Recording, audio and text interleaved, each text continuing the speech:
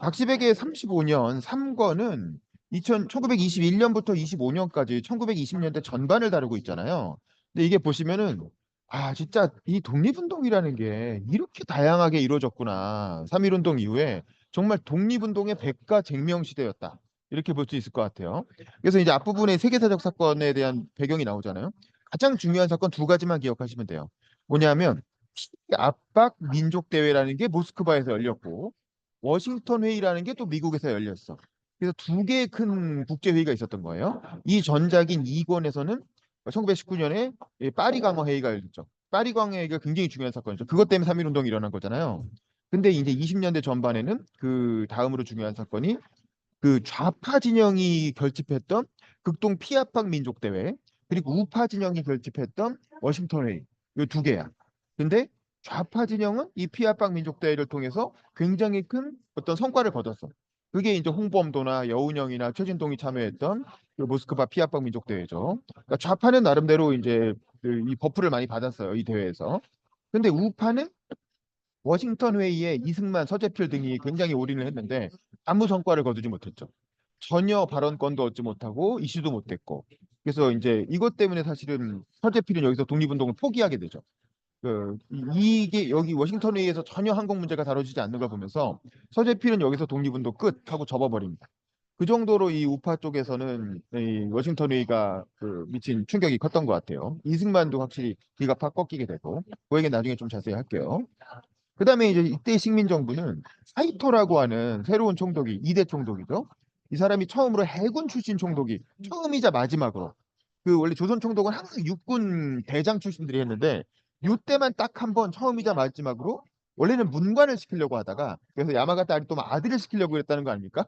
근데 이제 그것만 하라네가 근데 그것마저도 야마가타 아리토마가 반대하니까 결국엔 타협으로 해군 출신인 사이토 제독을 이제 처음이자 마지막으로 조선 총독을 시켰고 이 사람이 그 다이소 데모크라시 분위기 속에서 문화 통치라는 걸 실시하게 되는 거죠. 그래서 그게 이제 가장 큰 특징이라고 할 수 있어요. 근데 이제 요 문화 통치 관련해서 이제 이른바 참정론, 자치론 이런 게 시작됐다는 건데 이건 그냥 이름만 알아두면 되고 결국에는 일제 시대가 끝날 때까지 참정론, 자치론은 실현되지 않아요. 참정론, 자치론의 핵심은 뭐냐면 조선에서도 국회의원을 내겠다 이거야. 일본 제국의 국회의원을. 일본은 제국 의회가 있었거든요. 그래서 국회의원을 뽑을 수가 있었어요. 근데 조선은 식민지라고 해서 국회의원 선출권을 주지 않았거든. 근데 참정론 자치론의 문제는 니네도 제국의 일원이 되라. 그래서 니네한테 참정권을 줄 테니까 니네도 투표해갖고 국회의원 뽑아서 제국의회에 보내. 이 얘기란 말이야. 근데 그게 말만 그 운동을 하던 열심히 운동하던 친일파가 암살되기도 하고 뭐 그랬다는 거 아닙니까? 근데 말만 흘렸지 결국에는 1945년 해방될 때까지 결국에는 조선에서 국회의원 뽑지 않았어요. 그러니까 이거는 그냥 이렇게 우리를 꼬시려고 했던 거에 불과했던 거고 다만 요 시기에 중요한 점은 동아일보와 조선일보가 만들어졌다는 거지. 이른바 민족 언론이라고 하는 동아일보와 조선일보가 이때 만들어서 지금까지 이어지고 있잖아요. 그래서 이건 굉장히 중요합니다. 그리고 원래는 동아일보가 앞서갔는데 동아일보가 처음에 민족 언론으로 굉장히 인기를 끌었는데 그리고 조선일보는 친일파가 만든 언론이었고 근데 희한하게 동아일보가 중간에 변절을 하게 되죠. 그 핵심에는 누가 있습니까? 이광수가 있죠. 원래는 이제 그 기미 독립선언서 일본에서 일본의 독립선언서를 작성했던 이광수가 무정이란 소설로 이미 뭐 전국적인 셀럽이었고 또 상해 임시정부 가서 독립신문 주필도 하다가 결국에는 이제 독립운동 너무 잘 안 풀리고 이게 성향이 안 맞았던 거야. 그런 풍찬호스카는 것도 힘들고 또 서울에서 허정숙이라고 와이프가 와서 설득도 하고 이러니까 그냥 돌아가 버리잖아요.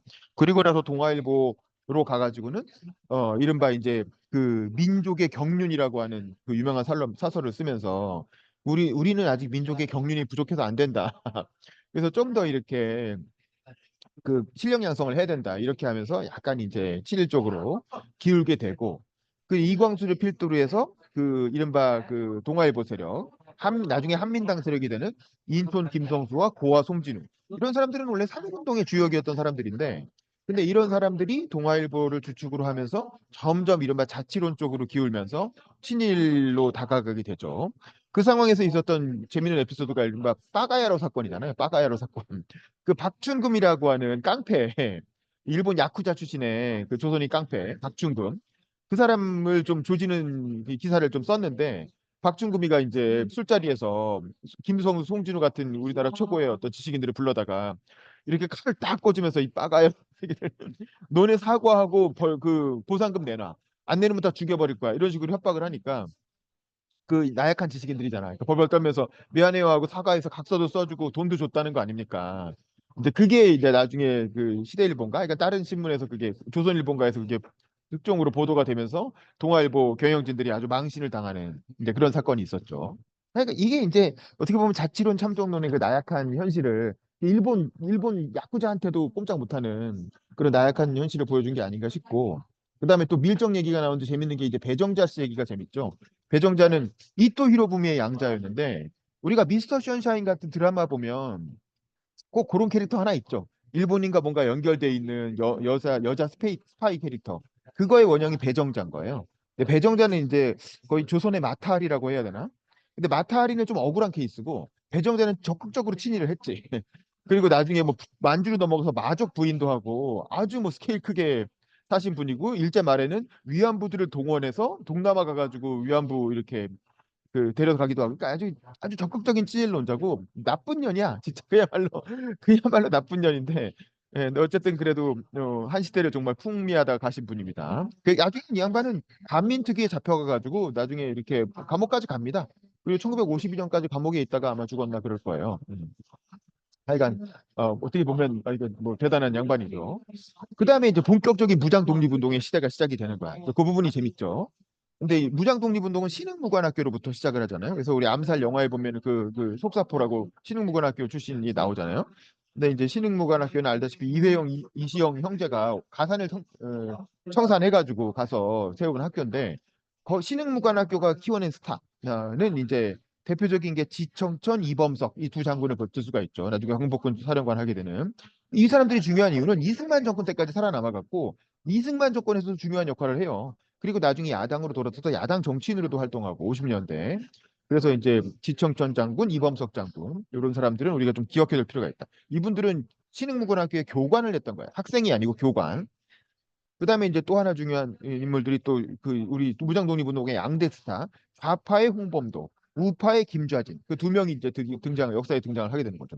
홍범도는 이제 그 이거 포스 출신이죠. 포스 출신인데 이미 이때 굉장히 노장이었고 김좌진 또 장군 유명하죠. 나중에 장군의 아들 이렇게 김도한 아빠.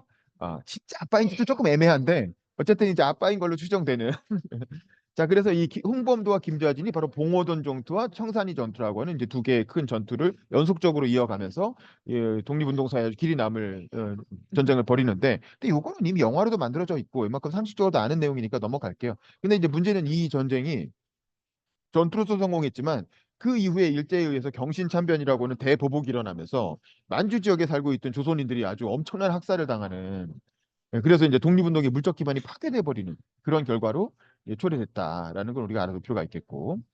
그러니까 도저히 이제 일제가 너무 심하게 이 보복전을 벌여오니까 이 독립운동은 수천 명 단위거든요. 근데 일제는 막 2만 명, 3만 명 이렇게 밀고 들어오니까 도저히 당할 수가 없는 거야. 그러니까 결국에는 어떻게 할 거냐?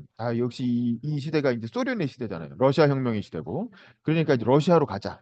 러시아의 도움을 받기 위해서 러시아로 가자라고 해서 이른바 자유시로 가게 되는데 여기서 우파인 김자진 세력은 안 간, 이거 뭐 러시아 믿을 수 없다. 이거 결국 이 사람도 공산주의자들이다. 우리랑 이념도 다르고 믿을 수 없다라고 해서 만주에 남게 되고 좌파인 홍범도 세력은 이제 같이 자유시로 따라가죠.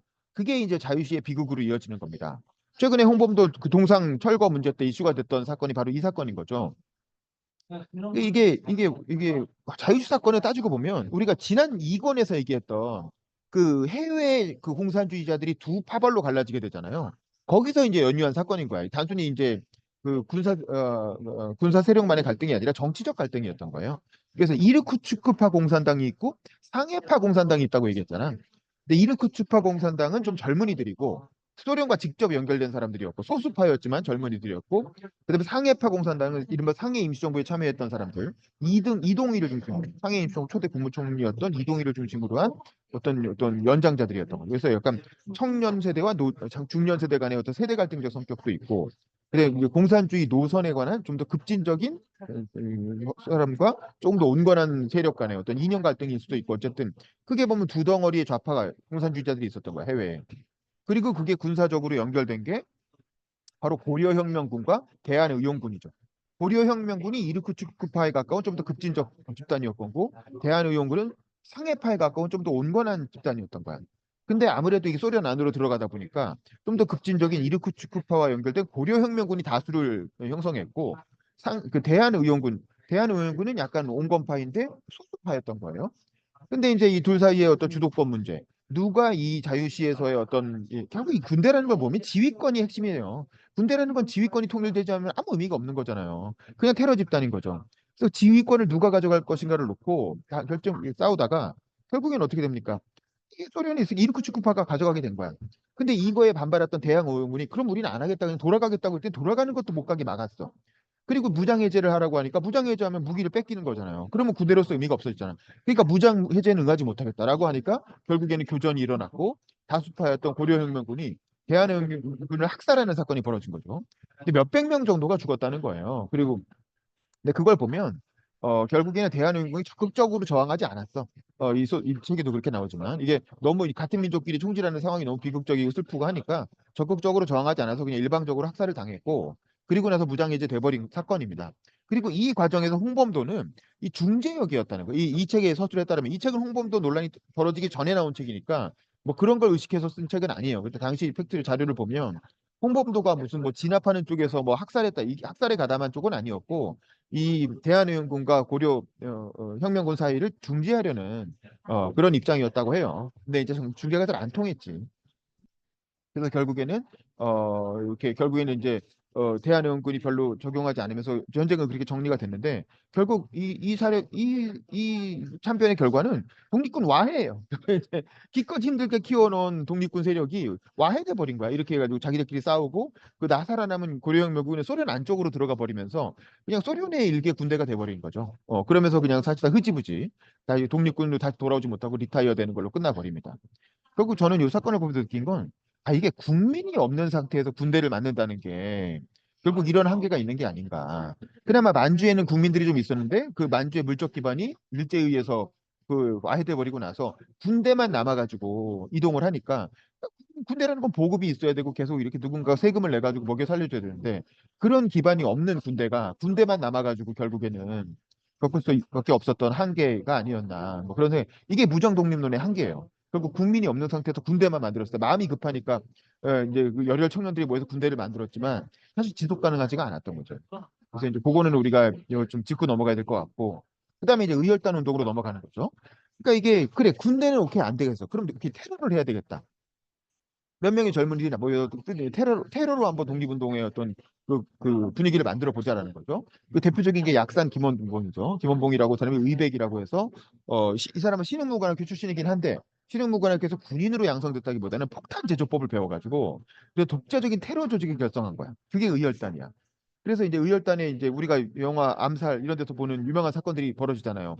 김익상이라고 하는 어떤 그 뛰어난 그 테러리스트가 총독부에 몰래 폭탄을 딱 던지고 이제 도망 나오는 유명한 사건이 있었죠.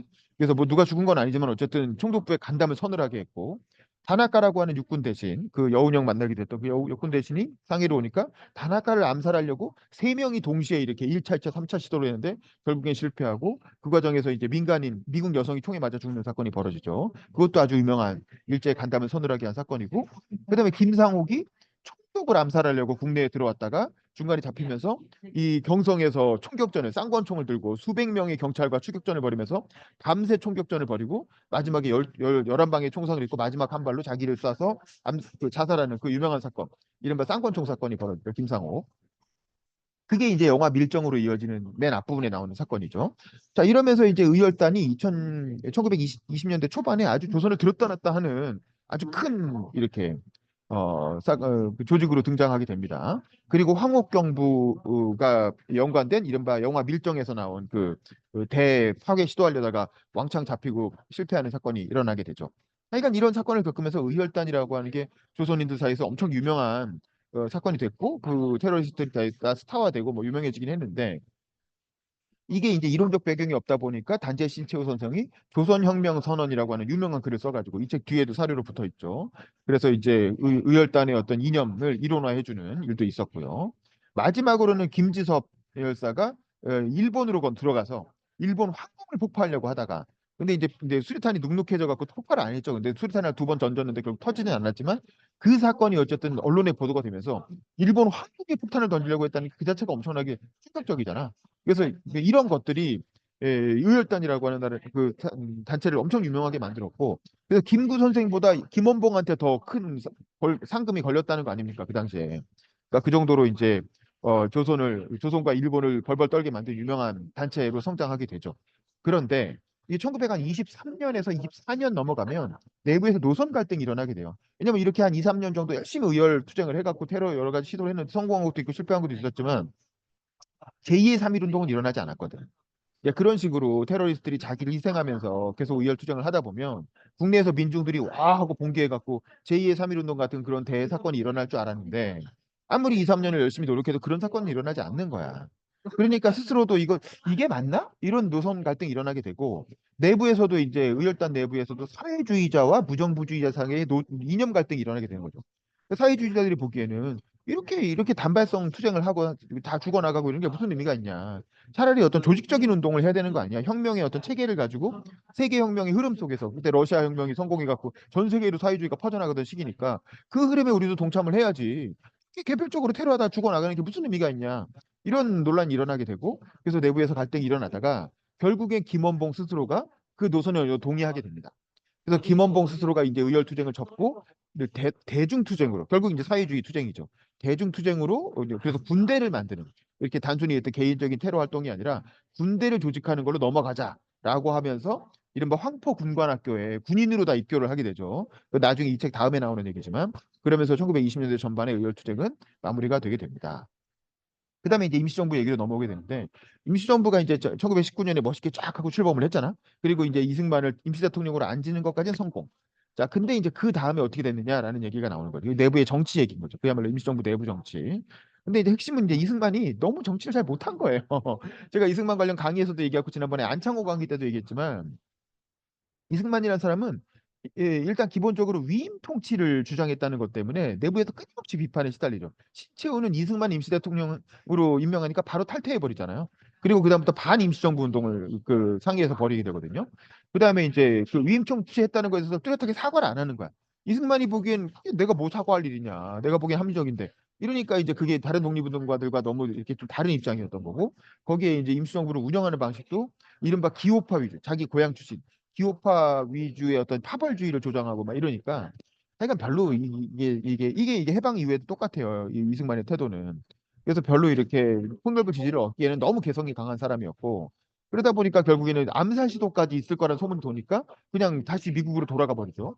미국으로 돌아가서 또 이 돈줄은 자기가 쥐고 상해로 돈을 안 보내버리고 뭐 이러니까 이제 너무 엉망진창이 되는 거야. 그래서 이승만 갖고 도저히 안 되겠다. 그래서 이제 이승만 탄핵안이 나오게 되고 그 와중에 그럼 어떻게 할 거냐? 그러면 우리가 상해임시정부가 3.1운동 때문에 생기긴 했지만 제대로 된 대의원 인준, 국민들의 어떤 대의원들의 인준을 받은 적이 없으니까 그런 국민 대표 대회라는 걸 만들어서 거기서 임정을 어떻게 할지 다시 한번 대논의를 해보자. 라고 해가지고 전국 세계 독립운동가들이 다시 한번 모이자라고 하는 국민대표대회 개최 운동이 벌어지게 됩니다. 그래서 국민대표대회가 실제로 개최가 되죠. 몇 달에 걸쳐서.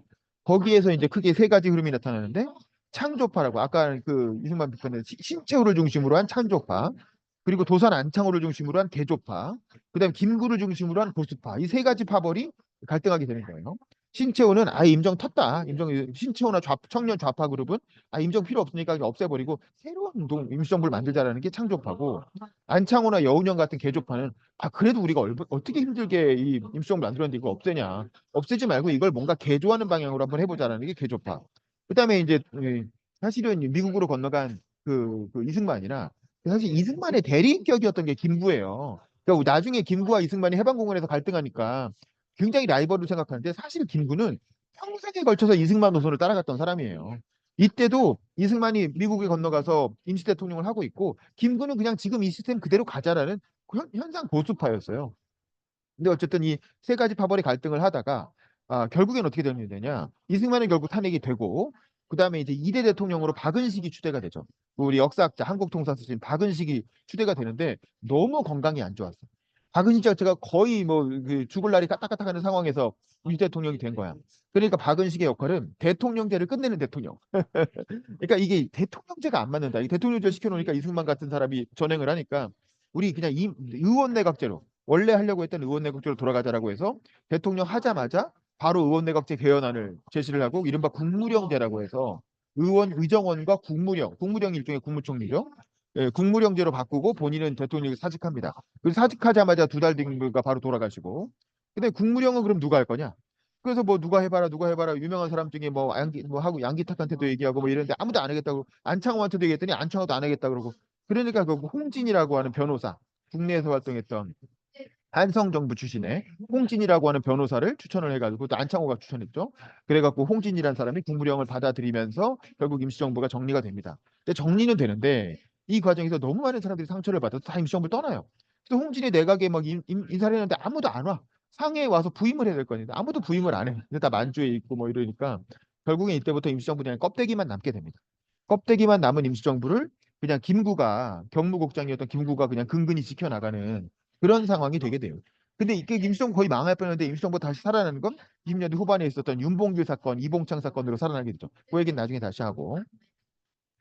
그다음에 이제 그럼 그 사회주의자들은 어떻게 해요? 사회주의자들은 아까 말한 그 극동 피압박 민중 대회를 통해서 마지막 전성기를 구가하게 됩니다. 해외파 사회주의자들은. 그래서 이르크츠크파 사회주의자와 상해파 사회주의자가 다 거기 그 극동 피압박 민중 대회에 가서 레닌도 만나고 트로츠키가 하는 연설도 듣고 그러면서 이제 마지막으로 자기들끼리 와 하고 이렇게 한번 큰 행사를 한번 하는 거죠. 거기에 간 게 이제 아까 말한 것처럼 여운형 뭐 무슨 뭐 홍범도 뭐 최진동 이런 사람들이 다 갔고 거기서 소련이 억지로 화해를 시켜. 그래서 야 이제 그만 좀 싸우고 니네끼리 좀 화해해. 그래서 한번 같이 한번 잘해봐. 라고 해서 화해는 하지만 진정한 화해는 이루어지지 않고 그냥 서로 앙금이 있는 상태로 억지로 봉합이 되고. 근데 이런 사이에 해외파 사회주의자들이 이끌던 사회주의 운동의 시기가 저물고 이른바 국내파 사회주의자들이 등장하게 되는 거예요. 여기서 사회주의의 세대 교체가 일어나게 됩니다. 근데 이건 뭐냐면 사회 운동을 겪으면서 자생적으로 국내에서 사회주의자들이 등장하게 되는 거예요. 그래서 뭐 국내파 사회주의자들이 등장하면서 이른바 이제 뭐 서유파, 서울파, 북풍파 뭐 이런 것들이 막 생기는데 단체 이름도 많이 나오고 다 알 필요 없어요. 그 중요한 게 아니고 중요한 게 여기서 핵심은 뭐냐면 박헌영하고 조봉암만 기억하면 돼요. 박헌영하고 조봉암이 국내파 사회주의자로 등장해서 사회주의 운동 내부에서 계속 서로 이합 집산을 하면서 라이벌 구도를 형성하게 되고 결국엔 이 두 사람이 해방 이후에 박헌영은 남로당을 만들고 조봉암은 임시정부 그 대한민국 건국에 참여해서 그 농림부 장관이 되고 토지 개혁을 하잖아요. 그리고 이승만과 맞서잖아요. 그래서 박헌영과 조봉암만 기억하면 된다. 나머지 뭐 김사국, 뭐 김약수, 이여성, 김다냐 뭐 이런 다양한 이름들이 나오는데 뭐 사실 죄송한 말씀이지만 별로 중요하지 않아요. 다 중간중간 다 중간에 돌아가시거나 뭐 아니면은 별로 뭐 이렇게 큰 역할을 못 하십니다. 그리고 나서 이제 사회운동 쪽으로 가면 노동운동이 본격적으로 일어나게 되고 또 소작인 중심으로 한 농민운동, 소작인 운동이 일어나게 되고 또 청년운동, 거기에 여성운동, 거기에 백정운동까지.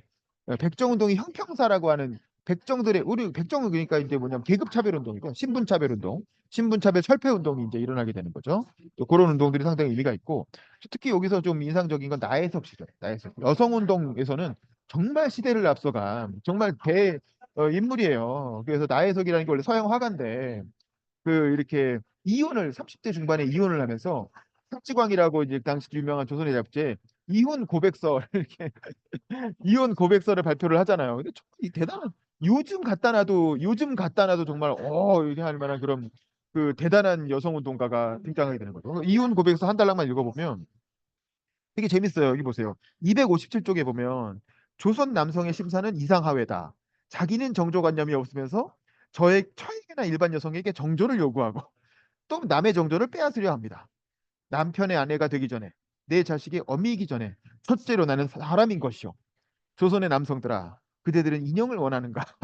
늙지도 화내지도 않고 당신들이 원할 때 방긋방긋 웃기만 하는 인형 말이요.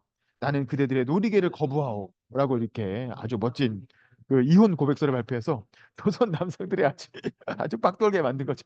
이 뭐냐 아 근데 대단한 정말 대단한 시대를 앞서간 그 신여성이죠. 그야말로 신여성 실천가의 모범이라고 할 수 있는데 알다시피 이제 불행하게 돌아갔죠. 나중에 이제 굉장히 40년대 후반에 가난한 여자 노숙자가 돼가지고 가난하게 거리에서 돌아가시잖아요. 그러니까 그만큼 그 시대의 신여성의 삶이라는 게 얼마나 어려웠는가라는 걸 우리가 알게 되는데 어쨌든 이 진짜 걸출한 인물이 이때 등장했었다. 여성운동계에서는. 그 지금 페미니스트도 이렇게 사는 사람 별로 없을걸. 적당히 다 타협하면서 살지. 근데 이분은 정말 그 끝까지 타협하지 않고 자기의 길을 가신 대단한 분인 것 같습니다. 그다음에 이제 마지막으로 무정부주의 얘기 조금 하고 마칠게요. 무정부주의 이게 사회주의와 무정부주의가 거의 양대 세력이었어요 좌파 쪽에. 근데 이제 그 어쨌든 이때 신채호 선생이 무정부주의의 이론가로서 아까 말한 조선혁명 선언 같은 것도 쓰시고 그 활동가로서는 일본 내에서 활동했던 흑도의 불령사의 박열이 유명하죠. 박열과 가네다 후미코 부부. 가네다 후미코는 일본 사람인데 조선에 와서 식모살이를 하다가 3.1운동을 경험하는 거야. 그래서 일본인이지만 3.1운동을 보면서 너무 큰 충격을 받은 거야. 그리고 야, 저 조선인이나 나랑 같은 처지구나. 그 일본의 극빈층이나 조선인이나 똑같구나라고 느끼고 다시 일본으로 돌아와서 박열이 그 유명한 나는 개새끼로 소이다라는 유명한 시를 썼는데 그 나는 그게 이제 나는 원래 고양이로 소이다라는 그 나스메 소세키의 유명한 소설이 있잖아요. 그거를 약간 패러디한 거지. 그래서 나는 개새끼로 소이다라는 소설을 써가지고 그 소설에 너무 감명을 받아서 가네다 후미코가 박열을 찾아가가지고 이제 사랑 고백하라고 연애를 하잖아요. 그래서 그 둘이 중심이 돼가지고 천황을 암살하려고 시도를 한 거야. 이 불령사라는 단체가. 그 대단하죠. 근데 이제 그게 그 간도 그 대지진 때, 관동 대지진 때 그 일본인 그 불령 단체 단속한 딱 걸려갖고 잡혔는데 거기서 천황 암살하려고 했다는 시도를 자기 스스로 이제 얘기를 하니까 또 난리가 나가지고 대재판이 벌어지죠. 근데 재판에서 그 박열이 조선 관복 같은 걸 입고 나와가지고 막 자기 변호를 하고 그다음에 감옥에 있으면서 카네다 우미코를 잠깐 불러가지고 감옥 안에서 이렇게 둘이 부부 사진을 찍잖아요. 근데 그 사진 자세히 보시면 아시겠지만 이게 좀 야한 얘기인데 그 박열이 가네다 우미코의 가슴을 만지면서 사진을 찍어요. 이렇게 사진 뭐 책 이렇게 하고 뒤로 이렇게 앉은 다음에 가슴에 손을 넣고 사진을 찍는단 말이야. 그러니까 이게 아니 세상에 감옥 안에서 완전히 일본을 이렇게 조롱하는 그런 사진을 찍은 거거든요. 그러니까 그것 때문에 난리가 나가지고 일본이 또 발칵 뒤집어서 무슨 생각으로 저런 사진 찍게 해줬냐 이러고 뭐 또 난리가 나고. 근데 사실 그래서 이 박열 씨의 이 스토리를 가지고 박열이라는 영화도 만들어졌잖아요. 저도 그 영화 보고 처음으로 이 박열 씨의 존재를 알았는데 그것도 아주 재밌습니다. 한번 보세요. 그리고 가네다 우미코는 감옥 안에서 일찍 죽죠. 뭐 자살했다고 하는데 의문사 당한 거 아니냐 뭐 이런 얘기도 있고. 그리고 박열은 22년이나 일제시대에 가장 오래 복역한 사람이에요.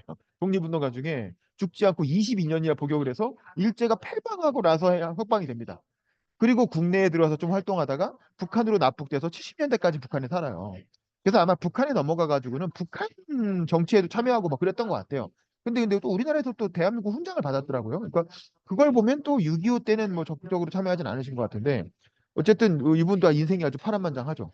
북한에 넘어가서의 활동은 잘 모르겠지만 어쨌든 독립운동가로서는 대단한 분이다라는 생각이 들고 그래서 여기까지 해가지고 1920년대 전반에 스토리가 이제 책으로는 마무리가 됩니다.